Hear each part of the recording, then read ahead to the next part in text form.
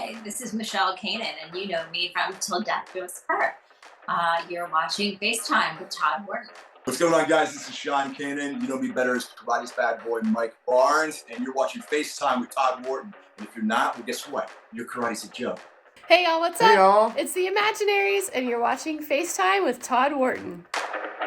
From Times Square in New York City, it's FaceTime with Todd Wharton. With special guests, Sean and Michele Kanan. With musical guests, the Imaginaries. And now, here is your host, Todd Wharton. So welcome to a Halloween edition of FaceTime with Todd Wharton, and not just a Halloween edition, a COBRA Halloween edition. Hey-ya!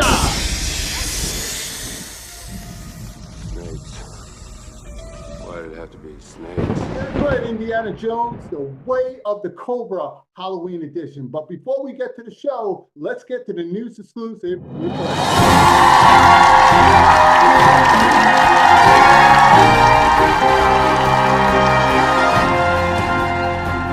Well, it's Halloween season, and here in New York City, we take that very seriously. So I had a moment to go downstairs to Times Square and talk to some of the locals and tourists to see what they're wearing for this holiday season. Check it out. Halloween Square. Right, ladies, so what are you guys being dressed up as Halloween this year? This year I'm going to be a vampire. Vampire. I'm being the Devil Wears Prada. So you gonna get dressed up with Spider-Man? So what are you guys dressing up for Halloween this year? For this year, I'm going to be Velcro. I'm going as Kim Possible. I'm going to be Run Unstoppable. Who?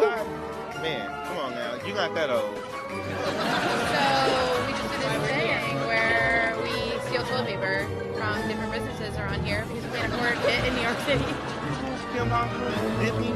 I'm still trying to get past the old comment. You're the one with the white hair. But this is by choice, not by force, so it's correct. Oh, hell no. What are you doing for Halloween this year? So what's up, man? You look dead tired. So what are you doing for Halloween this year? So this kid's pretty much taking this kid to the garbage today on Halloween. Yo, man, are you okay? You look like you're eating a lot of bananas. Are you all right? Are you sure? You look like you're about to crap out a lot of banana smoothies. So what are you dressing up for Halloween today, man? For Halloween this year, I'm being Buzz Lightyear. Buzz Lightyear. So do you have a Woody? I always have a Woody. What are you guys dressing up this Halloween for this year? What?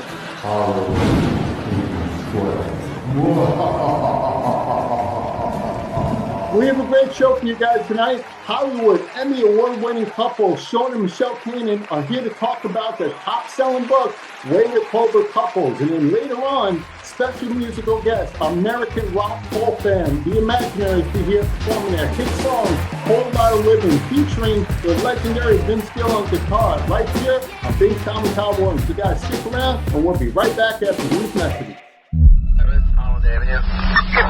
Fired! Shots fired! Shots fired, what's the location? 41st Street, shots fired!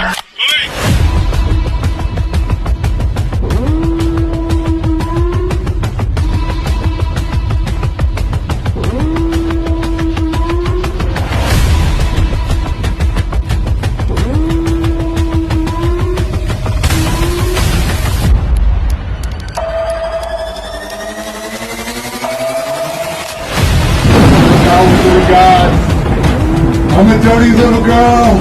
I'm a dirty little girl. See anyone come in here? Man, I'm a blind ass motherfucker. What do you think? Sorry about me. Donuts. You mind? Hi, Bobby. Man, this is some bullshit.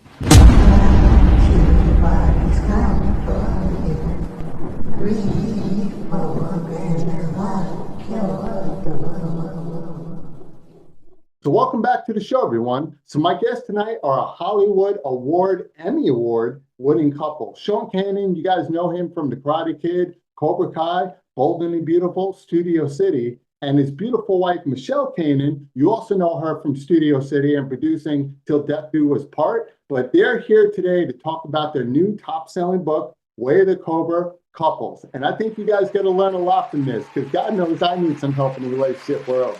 But guys, I'm excited to talk to these two. They're an amazing couple. Please welcome to FaceTime with Todd Wharton, Sean and Michele Kanan. Guys, how you doing today? Thanks for having us, man. We appreciate it. Nah, I appreciate you, man. And first of all, I'm loving the Emmys and the bead back there. I don't know which one. I don't know which one I want to take. When I did Cobra Kai season 6 and I saw that gi, I said to the costume designer, I said, is there any way possible that this could find its way into my gym bag at the end of production? And he really was so gracious and got it to me. And I have another friend who made this really cool display thing. So I'm gonna have to bust him on that. That's a replica. He wears the original around town. I do. I wear it as often as I can. He wears it to bed. Like, baby, you don't mind if I wear this, right, to go to sleep. It's called foreplay time. Which I love. And she's probably like, just do me a favor. Could you wash it? Because it's kind of weird that you still smell like Ralph Macchio. Could you like wash it a little? I mean, to me, it always blows me away that everybody's like, Mike Barnes, like, he's just my hero. I mean, he kicked a girl over macaroni and cheese. Like, I just don't understand how that's your hero. I think it's just the delusion of people just being excited to meet him, and that's the first thing that comes out of their mouth. And then later on, they go home like, did I really just co-sign this guy kicking a girl? Like, I hope nobody got that on camera. I understand the sentiment. There's times that, you know, the big guy in here and I have a domestic, and like he starts talking and I'm just mesmerized. So I understand. Stop it. I love it. No, I love it. And you guys have a great camaraderie about yourself. To get into it, Sean, obviously, General Hospital was something that you were in for a while. Great show. And then obviously Bold and the Beautiful, CBS. And I always ask this one question. Do you find it more difficult to be a soap actor than you do to do film, because it's totally different wavelengths when it comes to getting your roles that day, you know, your script and everything? You tell me about that. I don't look at it as being a soap actor versus a film actor. I'm an actor and I do different things. I think the different mediums require some slightly different skill sets. You know, when you're shooting a soap opera, we generally do about 80 or 90 pages a day, meaning the production. That doesn't mean that I do that, but I very often will be doing 30 pages of dialogue a day. When you do a film, you're doing like 8 or 9 pages a day, which is a luxury.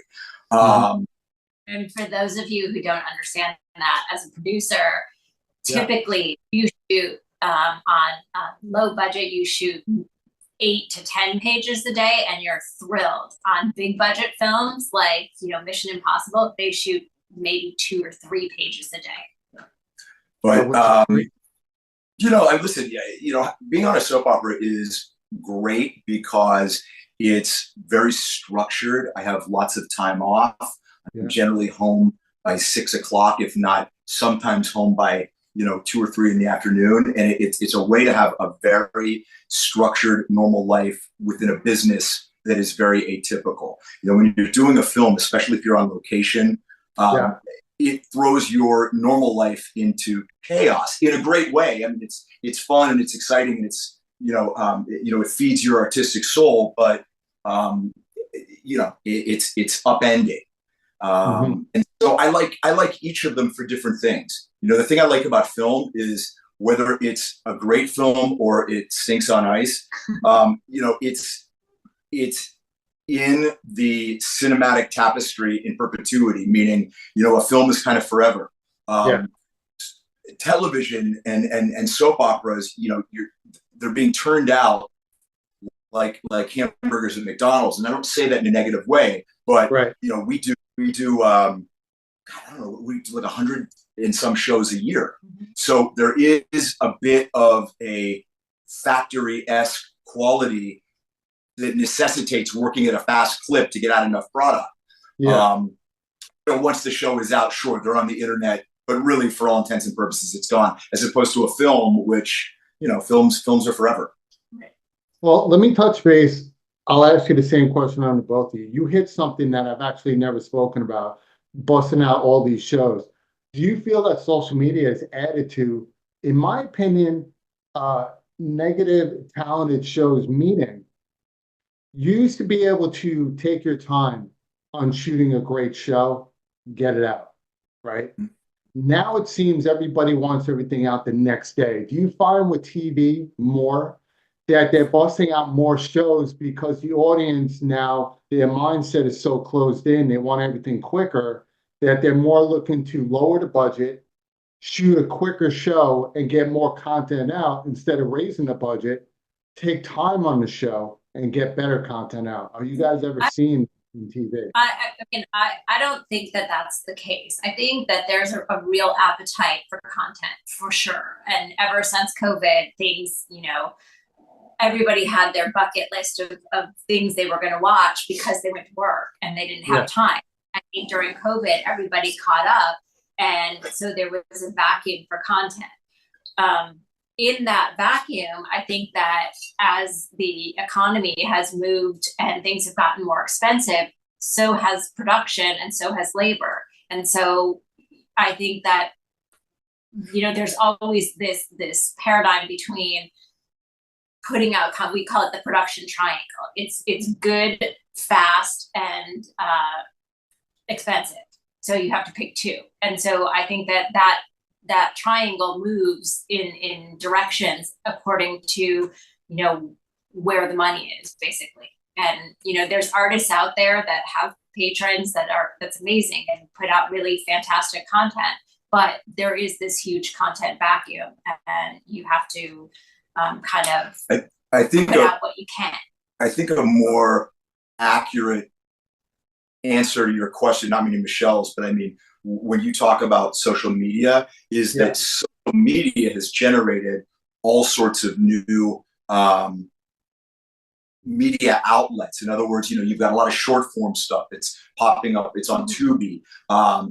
Anybody that has an iPhone basically has the capacity to become a content provider. And I think ultimately that's a good thing. I mean, I think that, the more competition in the market there is, and the more opportunities it provides for people to be a part of it, is a good thing. On Bold and the Beautiful, our production schedule is not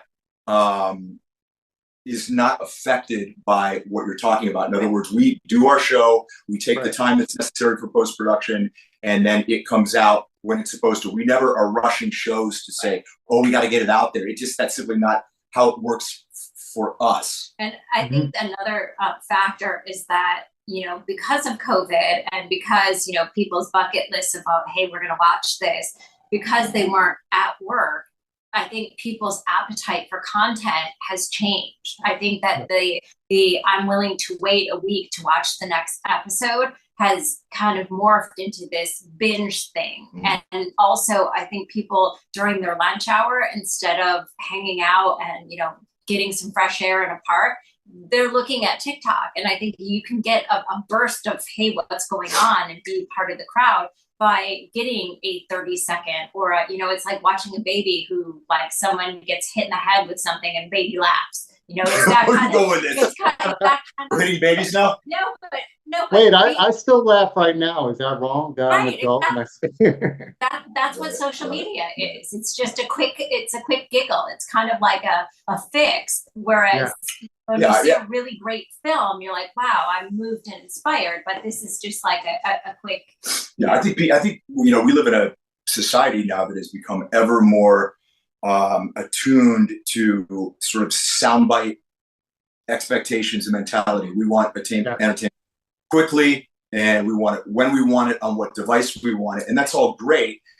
But I think that going to see a film, driving to the theater, sitting in the dark, being quiet for 2 hours is a much more significant commitment now than it was before, when it was one of the only options. And so I think it's made it a lot more competitive for films in theaters. And it used to be that you would go to the movies on a date, and you would have the kind of thing happening. I still do that. That's still I know, that's cute. But I think that entertainment, it gives you a little vacation in your head. They're like thought experiments. So like on TikTok, when there's like the guy that's, you know, like the ice bucket challenge, which I know is dating me, but you know, it gives you this thought experiment. And our whole genesis from writing this book was, what is a couple? Because, you know, we have kids and our kids were like, getting married, it's a piece of paper, like, you know, it doesn't really mean anything. But to us, it does. A relationship, it's your compass to get back to your magnetic north. And everybody does thought experiments in their heads about, I could be this, I could do that. But your partner knows you and knows you in a place where you're most authentic because you fell in love. And they anchor you to that place so you don't get lost in these thought experiments on TikTok. I love it. And I'm glad you guys were able to answer that, because I purposely put that question in there like that. And the reason why I did that, I wanted to hear a lot of the seasoned actors like yourself actually put that in perspective of aspiring people and even content creators, because a lot of people are lost today. And when they hear from people that are successful, it gives them hope. And I'm glad you guys were able to answer that question like that, because I agree with you 100%. And to get into success, congratulations on Studio City, by the way. There's a reason why you got, yeah, of course, got a couple of Emmys back there for different roles. But Studio City, I believe you can watch it on Amazon, correct? You can watch it on Amazon, Tubi, Roku, the Dove channel, and Vudu. Yeah, and Vudu. And that's like you're saying, now that there's other platforms happening, a lot of these platforms are aching for good content. And what's the other platform? If you stop by our house, we have it running all the time on our TVs in the background. Oh, if that's an invite, I'm telling you, man, I'll bring the wine. Let us know next time you're in LA. Yeah, Anthony, your publicist trying to get me to come out there all the time. I'm like, I'll be there soon. And we're all going to get together. Patricia, I love that. Drew, let's all just have fun. Let's have dinner and just talk about the good times, you know. And peace to my man, John Amos, by the way. So to that. Yeah, that's my man. But let's talk about what we're here on right now. You're in the third book of the COBRA series. Now, you call this thing Way of the COBRA Couple, right? It's originally Way of the COBRA. You got 2 books. It's self-motivational. Right there. Way of the COBRA Couple. Awesome. I love it. I think one of the biggest factors that people have a hard time in life is motivating themselves. I think a lot of what they call, I don't like the word, but a lot of people do, is haters. I think haters, there's people that see people that are doing great in their lives, and are kind of envious of that because they haven't found their own way. And having self-love, I think, is a big thing. I always think that people who are giving off that vibration are living in scarcity and not abundance. You know, they're thinking somehow that other people's success is their failure, and somebody else's success takes away from the possibility of them succeeding, and that facilitates the haterade.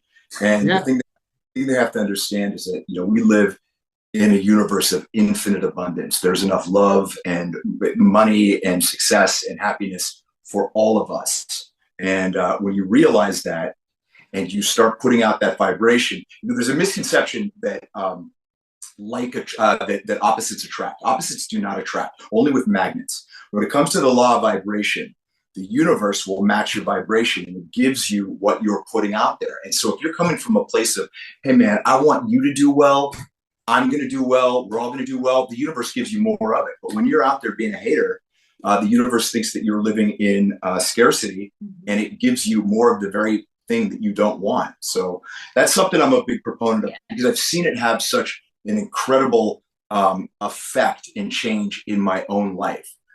You know, for me, I start my morning, and Michele can attest to this, every single morning on my knees, thanking my creator for all that I've been given. And if I can't think of something, I look over at Michele and thank God for Michele, or I thank God that, you know, I've got another day to try and be better than I was yesterday. And it sets the tone for my day. And even, you know, there's in the scarcity mindset, one of the things that you can do right away to jump out of that is to be grateful that there's people around you that are doing well. You know, grateful that your mom's still alive, grateful that, you know, you're in good health, your partner's in good health, your kids are in good health. You know, one of the things that we're really known for is, especially in the girl world, which is kind of a jungle, but am I not in the girl world? You're not in the girl world. You tearing up your car. I mean, he's close. He's really close. I'm staying quiet right now. I'm being independent, Switzerland style. I'm not saying a word. Well, I mean, to his credit, when we met, I had 4 kids. Are you still? Yes, I do. And Now we do. 3 of them were daughters, and he had a daughter. So we had 5. Wait! You said 3 were daughters? Did they like? No, well, at the time, She met. We're at the She time. met teenage daughters. Yes. Todd, let me tell you something. I've never served. Todd, they metamorphosed served into aliens now. Like that's a new episode coming out of Studio City. Right. I've never served in the military, and I obviously don't have a combat medal, but I think a close second is raising 4 teenage girls. Like I think any guy that does that deserves some kind of presidential commendation because it ain't easy.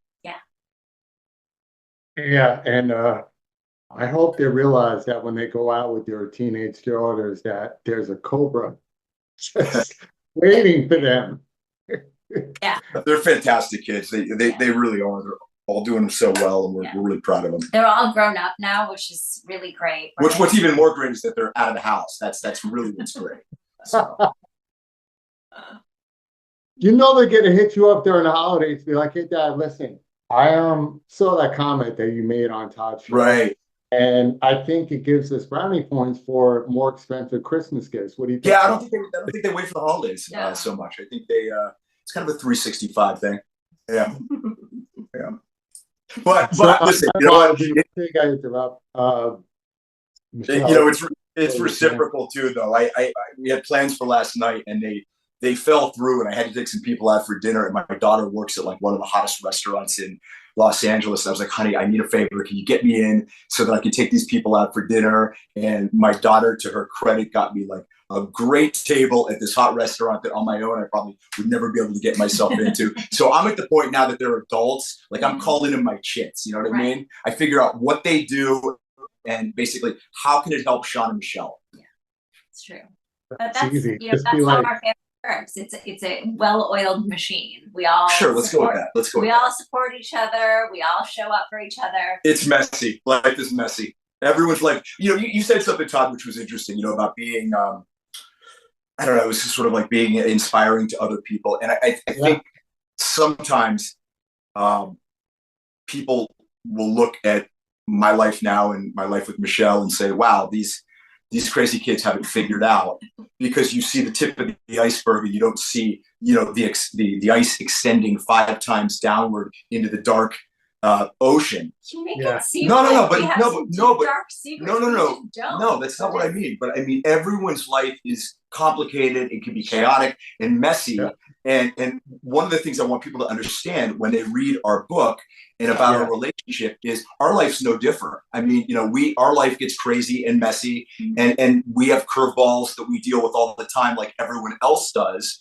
And you know, Michelle and I are not obviously healthcare professionals. We're 2 people that live in Hollywood, which is probably not the easiest place to perpetuate a monogamous relationship.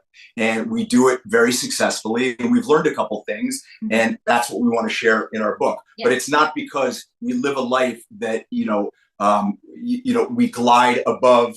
Well, I think it's what Sean's trying to say is that, you know, this is not a book to find out what's wrong with your relationship. This is what's to find out what's right with your relationship and to lean into that. We don't go digging to find problems. We keep things very, very simple. It's the number one thing we focus on is us. We're together. And we, you know, it's like a rubber band. We stretch it. But if you pull it too hard, it will snap. For us, we just know that, like, if there's a problem, we know we got to spend the next 20 some years together. 20? I'm living way longer than that. Yeah. Yeah. Hell yeah. He just gave you your life. I didn't quit drinking and doing everything else to live to be 77. No, do yourself a favor. That prenup's probably got a date on it. No prenup. We jumped in and it was like, you know, we're doing this. But I have a huge policy on her though, so you know. No. You know, I'm not even going to go there. I can't wait to get married. It's great. Listen, you know what I always say, and I say it in the book, the right one will make you and the wrong one will break you. And one of the things I talk about in this book is I say, there was a survey done of some of the most successful people in the world. And they said, what do you attribute? What's the number one thing that you attribute your success to? And you could think, okay, was it generational wealth? They were born into money. No. Was it being a product of an Ivy League education? No. Was it being somebody that has an absolute attitude? I'm not done. An absolute attitude of being a go-getter? No. It's their choice of partner. Their choice of partner is what they attribute their success to. And that's why one of the reasons why I think the book's so important, because the choice we make in who we're going to spend our life with has a profound effect on how our life's trajectory unfolds. So the book isn't just for people that are in a relationship looking to improve the relationship. It's also for people that are single, that are ready to finally find the right person and stop wasting time, because relationships don't happen serendipitously. You know, you have to be looking for it to happen. I love it. And one thing I love about this conversation and what you guys are doing, a lot of celebrities forget that you are mentors. You're looked up from people from around the world that you don't even know, that sometimes revolve their life around your show coming out, right? They go to the supermarket, they get food, they get ready to go. I can't wait to see Sean, Michelle, their shows on TV. And we forget that sometimes. I'm putting myself in there. Eventually I'll be there. But sometimes celebrities forget about that sometimes. But what you're doing is, I think it's on the money. People forget celebrities are humans. And you know what I'm saying? It's like we go to the bathroom the same way, we eat the same way, we have problems. Like, just because you see us on TV doesn't mean that our lives have changed in terms of what being a human is, right? And by you writing this book on the third one, by the way, congrats. It's not about giving people hope. It's people love to compare themselves. Like, wow, they go through the same things I go through. And I actually look up to him. I like watching him. And it also reminds them that the characters that you play are not you. Because I know that happens all the time. They think you're the character. It's like, no, it's like, listen, I'm Sean, this Michelle. We may not tell you this, but if we ever got buzzed, we'll hit McDonald's at 2 a.m. and get some McNuggets. Like, we're humans. And I think people forget that. So I love that you're writing this book. I think people would appreciate it. Thank you very much. Yeah, look, when you write a book, obviously you want to do a lot of press, you want to sell the book and hype it up, and we're no different. But honestly, and I've said this from the time that the first book in the Way the Cobra series came out, Way the Cobra, I honestly believe that the information in these books is life-changing if you apply it. Right. And I believe that because much of the information is not just mine or our information. It's information that belongs to all of us because it's the truth. And you intuitively already know it. It's inside of you. Maybe you've forgotten it, or maybe you haven't discovered it yet, but it is ingrained in all of our DNA, certain things. From the simplest thing, which is, like, do unto others as you would have them do unto you.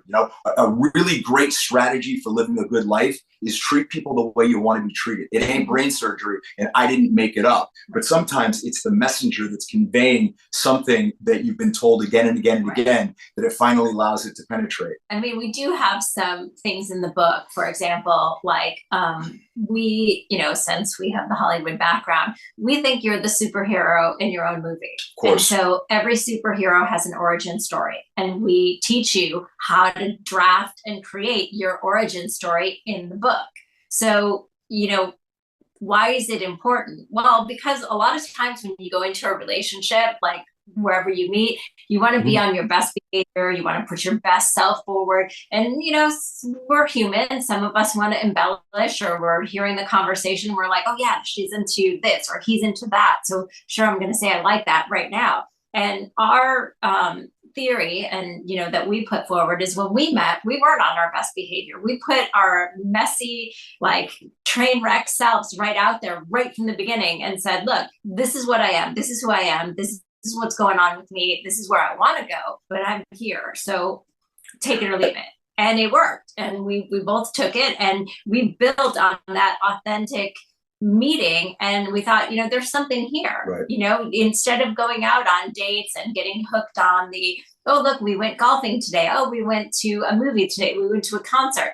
And getting into that, that's not real life. What's real life is, you know, when I look over, he's there. And when I meet him, he shows up for me in a way that I didn't even think was possible.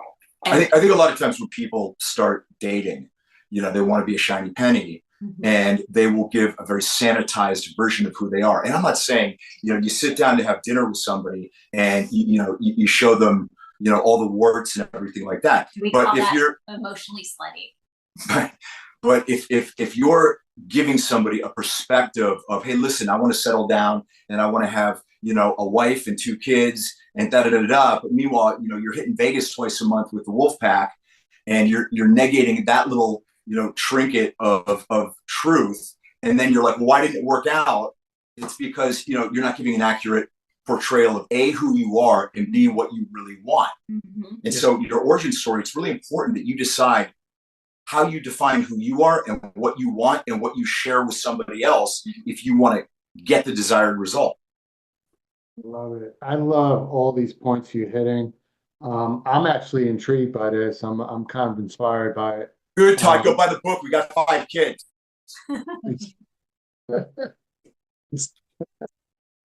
All right, so guys, listen up. This is the promo right here. You need to go buy Way of the Cobra for the couple because they got 5 kids. For couples. Which means they have a 6th kid. Price is going up. Just to let you guys know, you guys are paying for the kid. You're not paying for the inspiration. You're paying for the kid. You're paying for the college tuition. You're paying for the dates that the girl goes on, and hopefully that's never happening. The restaurant. Oh no, that's not happening. Now you guys had been, you know, going to Barnes and Noble or everything. Are you guys doing a series like book tour, possibly around the country? That people. Yeah, we're working at putting appearances across the country. You know, it's. A lot of it has to do with both of our production shooting schedules. So we're trying to get those set up when we can. We both have production coming up over the next 2 months. So, you know, the best thing for everybody to do is to please, you can pre-order the book and then it goes on sale October 8th. October 8th.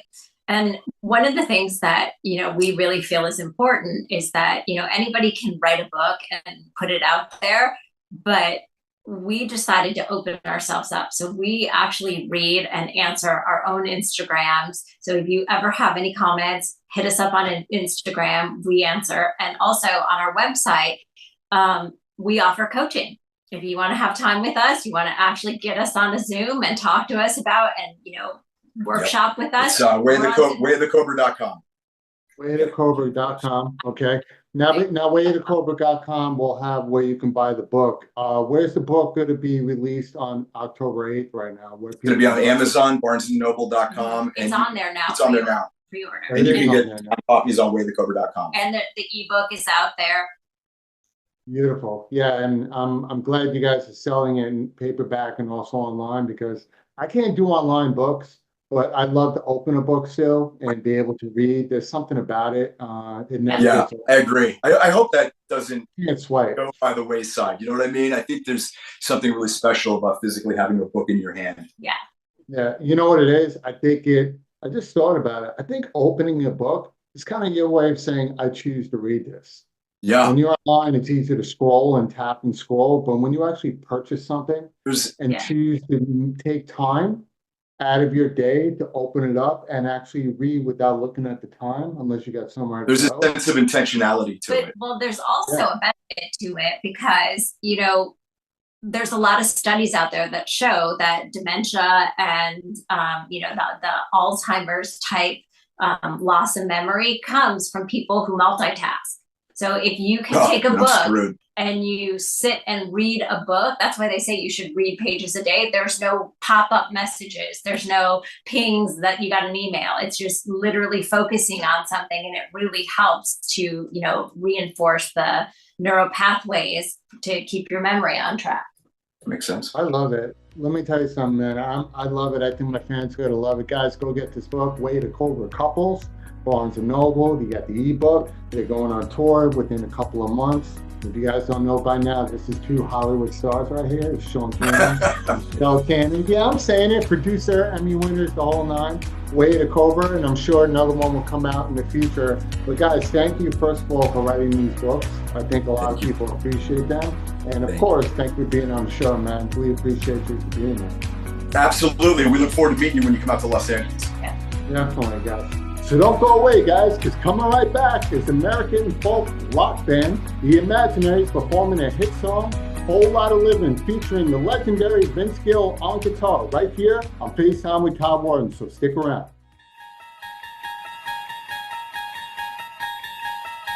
There is a world beyond our world, a world that only exists when you smoke that shit. You have just entered the dumbass zone. Scene is Brooklyn. 3 people at a table. One is hungry and starving. Another one speaks, stutters. We call him 2 times. And the third thinks he's smarter than everybody else. This is a situation when dumbasses smoke the wrong type of weed. Where's my Cheetos? Where's my Cheetos? What the hell you doing? What the hell you doing? He forgot his Cheetos. Who took my Cheetos? Damn! Give me my biscuit back. Give me my biscuit back. Screen doors on submarines. 2 times you took my Cheetos. Take your damn Cheetos. Some of my bitch. Some of my bitch. I want my Cheetos, man. I got your Cheetos. Your Cheetos and these. You get some of these? Yo, 2 times. You ever have sex with your woman and she thinks you're done and you hit her 2 times in the eye? Yo, let me get my applesauce. What's up, man? Where's my Cheetos? Diabetes acting up. This shit is too sweet. Too sweet.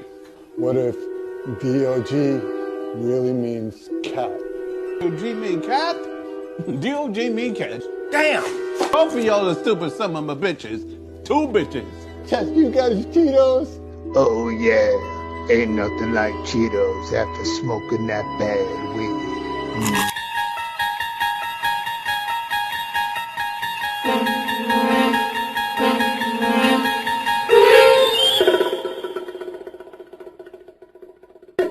Hey, what's up, guys? You're about to watch our new music video, Whole Lotta Livin', on FaceTime with Todd Wharton. Check it out, y'all.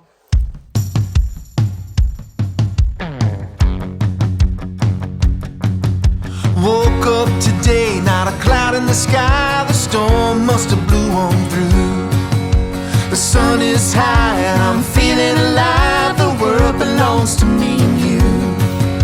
Lately I've been feeling like we're spinning our wheels, dying for something new. Every day time is ticking away. We got a whole lot of living to do. We got a whole lot of living to do. Open up that paper map, baby, put your finger down. Wherever it lands, that's the plan. Come on, believe it right now. Lately I've been feeling like we're spinning our wheels, dying for something new. And every day time is ticking away. We got a whole lot of living to do. Yeah, we got a whole lot of living to do.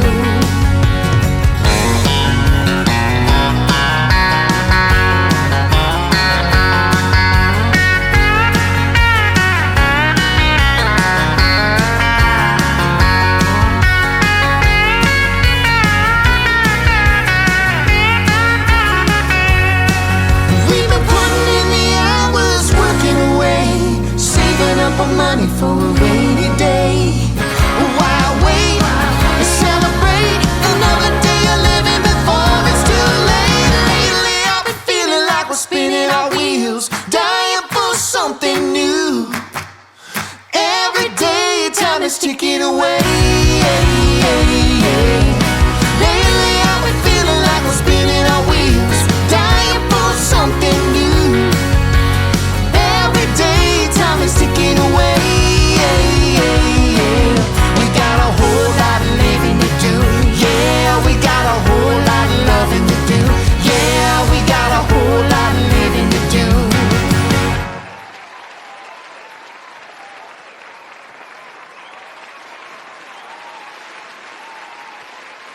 So I just want to take a moment to thank my guests, Sean Kanan, Michele Kanan, and of course the Imaginaries for stopping by FaceTime with Todd Wharton.